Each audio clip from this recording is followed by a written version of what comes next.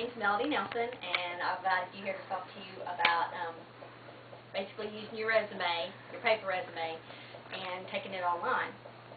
And basically, it's mining your resume for internet gold. And what that means is to make the best use of your paper resume when applying for positions online. Now, these days it seems like everyone asks you to apply online. Joel, when you went to CVS, didn't they tell you to apply online, or the dollar store?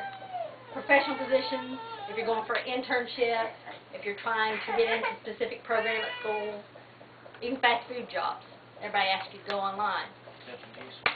Yeah, Monster, job search sites, they all ask you to copy and paste copy into a box. Why wouldn't you just go ahead and copy and paste your resume in the box? Well, a lot of the times they actually, when you hit submit, you'll actually see the copy that you're giving them is all jumbled, almost like you typed it up in Notepad and submitted it. And you don't want it to be formatted that way. You want it to look more professional.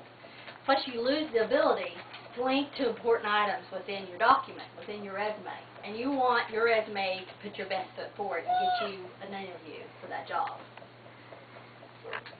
And while you're at it, since you're already formatting it, you can also put your resume on as its own website. That way, if you reply to a classified ad, say in the newspaper, or you hear about someone's hiring but they haven't released it yet, you can send an email of a link to your resume on that site rather than an attachment. Because if you send an attachment, 9 times out of 10 it's going to go straight to the spam folder because it's an attachment. And for virus scan, it won't pass the security of that email application.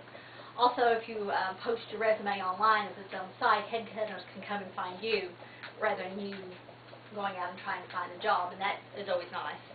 Also, if you're a freelance and do a lot of freelance and contracting work, it can be an invaluable tool to get out there what you actually do. Okay. Here's a sample resume of Michael Andrew Leach.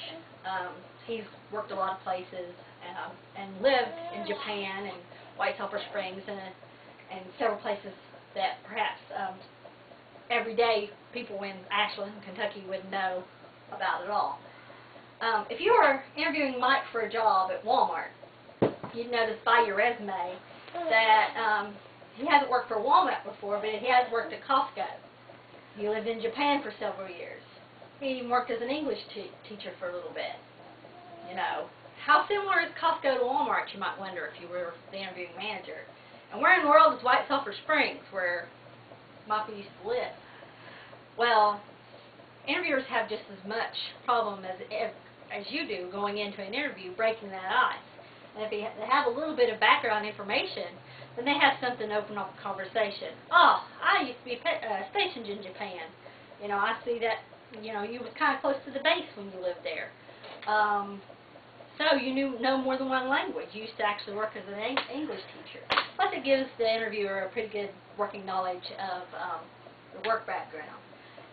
Also, if you link to the sites of the companies that you used to work for, they can actually get the mission statement for that company. And if the mission statement is similar, then you know your work ethic is going to be similar to what they need for their company as well. Now, how can Mike get all that across without his resume being 20 pages long? We all know we're supposed to try to cut it down to 2 pages at the most. Well, you link. Link, link, link, link, link. And linking in a document is fairly simple. Just beginning caret, A-H-E-R-F, equals quotation marks around the URL address of Costco, or Wikipedia of White Sulphur Springs, or MapQuest of the town in Japan he used to live in, the name, Costco, etc. And then end, A, which is the end code for a hyperlink in a document. Most HTML does require that you end with whatever you began with. There's very few exceptions to that. Now, I'm not going to be getting big into HTML in this lesson. I am going to teach another lesson later on down the line. If you want, you can come to it. But basically, if you were to do an HTML of Michael's document, it would begin something like that. And you see, you begin and you end with slash, which just means end. you begin, you end it. You begin a paragraph, you end a paragraph. You begin to font, you end the font. And that just means I'm done doing that. It's fairly easy. Especially interesting for older people who learn to type on a regular typewriter. You always had to do this all manually anyway. And this is how his document would look online.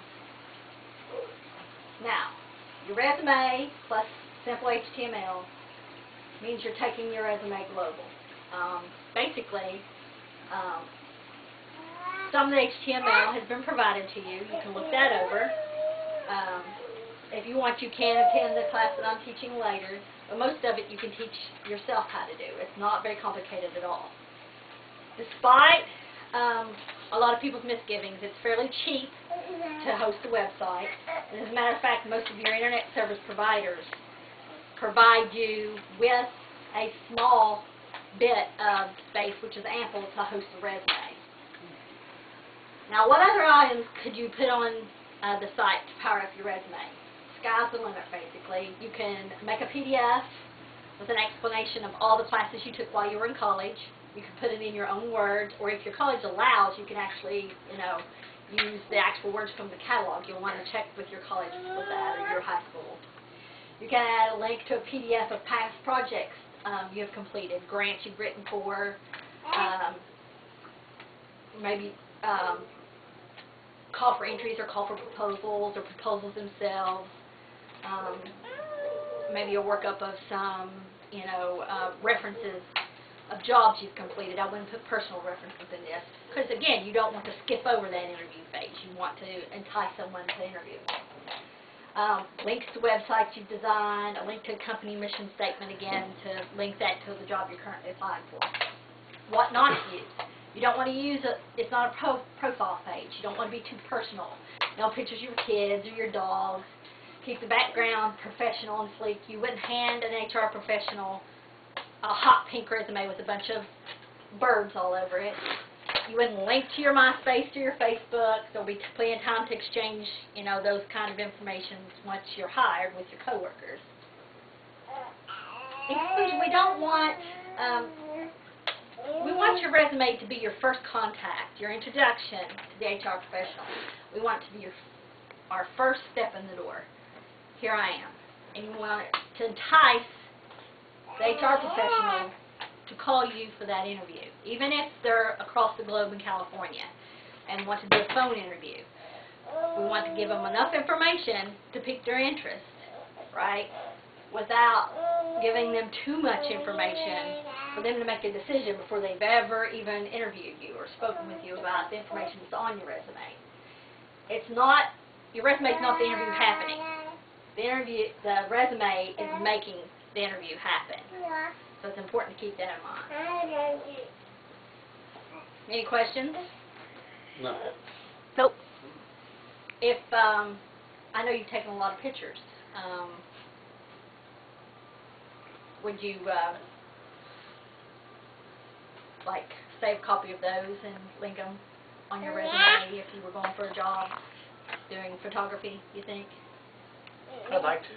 Yeah. What about you, Kayla? Do you think you have anything you could put on a resume since you really don't have a lot of job history? No. You don't think maybe you could get a description of what you did in junior ROTC and link that to a document?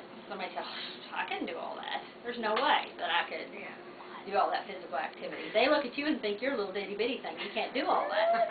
And that would prove right wrong. What about you, Matthew? Depends on what I was sending the resume in for. Contracting, technical stuff, I would definitely use pictures of past jobs that I've done. Link those. What about you, Drew? No, You have pictures. no idea. You have no idea what you would use if you were to anything? Oh yeah, lots of websites for companies I used to work for. That's cool. And again, I'm going to be teaching another class with the actual HTML if you're interested in actually putting your own resume online. Okay? Okay. Thank you.